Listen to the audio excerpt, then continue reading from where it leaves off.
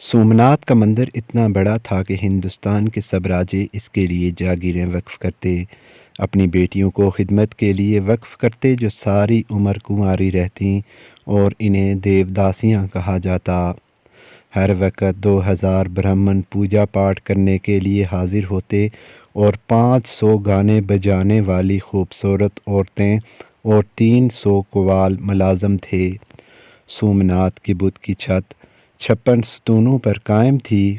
वहाँ मसनूई या सूरज की रोशनी का बंदोबस्त बिल्कुल भी नहीं था, बल्कि हाल की कंदीलों में जड़े आला दर्जे के जवाहरात रोशनी मुहैया करते थे।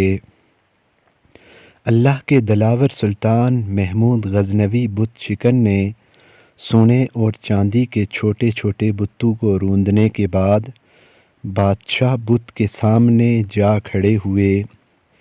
ये बुत 6 फुट ज़मीन के अंदर और 9 फुट ज़मीन से बाहर था।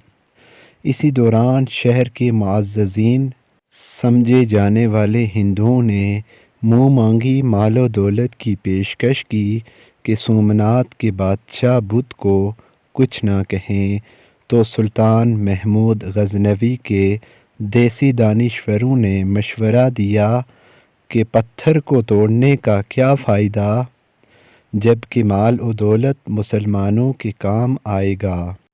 यानी कुएं में कुत्ते वाली सोच हमारे आजकल के हुक्मरानों की बातें कि जहाद में क्या फ़ायदा, हम अपनी माशियत मजबूत करते हैं। सुल्तान महमूद गजनवी ने देसी दानिश्वरों की बात सुनकर कहा कि अगर मैंने तुम्हारी बात मान ली तो दुनिया और तारीख़ मुझे बुत फरोश कहेगी, जबकि मेरी चाहत ये है कि दुनिया और आखिरत में मुझे महमूद बुत शिकन के नाम से पुकारा जाए। कहते हैं कि महमूद बुत शिकन की तौहीदी गैरत जोश में आई और हाथ में पकड़ा हुआ गुर्ज सोमनाथ को दे मारा। इसका मुंह टूटकर दूर जा गिरा। फिर सुल्तान के हुक्म पे इसके 2 टुकड़े किए गए तो इसके पेट से इस कदर बेशबहा कीमती हीरे, जवाहरात और मोती निकले कि जो हिंदू मुअज़्ज़ज़ीन और राजों की पेश किरदा रकम से 100 गुना ज़्यादा थे।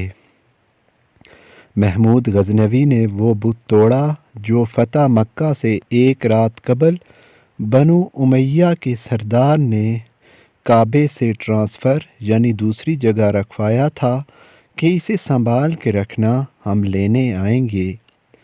वो तो ना आ सके, लेकिन बनो हाशिम से महमूद गजनवी ज़रूर पहुँच गया तोड़ने। इसलिए काफ़र मुअर्रिख़ीन सुल्तान को डाकू कहते हैं, जबकि इस्लाम इसे माले गनीमत कहता है। याद रखें, गैरतमंद मुसलमान बुत शिकन है, बुत फरोश कभी नहीं हो सकता। बुत शिकन सुल्तान महमूद गजनवी वो हस्ती है जो ज़ाहिर शाह की हुकूमत में 1974 को ज़लज़ला आया। महमूद गजनवी की कब्र फट गई। मुंतज़मीन ने कब्र को ठीक करने के लिए पूरी कब्र खोल दी। इसको मरे हुए 1000 साल हो गए थे। इनकी कब्र में अजीब मंजर था, इनका कफन मैला तक नहीं हुआ था। 1000 साल बाद भी इसका कफन वैसे का वैसा ही था। इसका हाथ सीने पर था और कफन सीने से खुला हुआ था। ऐसा लगता था कि आज इसे कब्र में उतारा गया है। इसके हाथ को हाथ लगाया तो वो नरम और नाजुक था। सारी दुनिया में इस बात की खबर फैल गई। अल्लाह के दीन, मुल्क व मिल्लत की हिफाजत करने वालों को अल्लाह दुनिया में भी और आखिरत में भी बुलंद मकाम अता करता है। अल्लाह पाक हम सब को नेक अमल करने की तौफीक अता फ़रमाए। आमीन आमीन सुम्मा आमीन।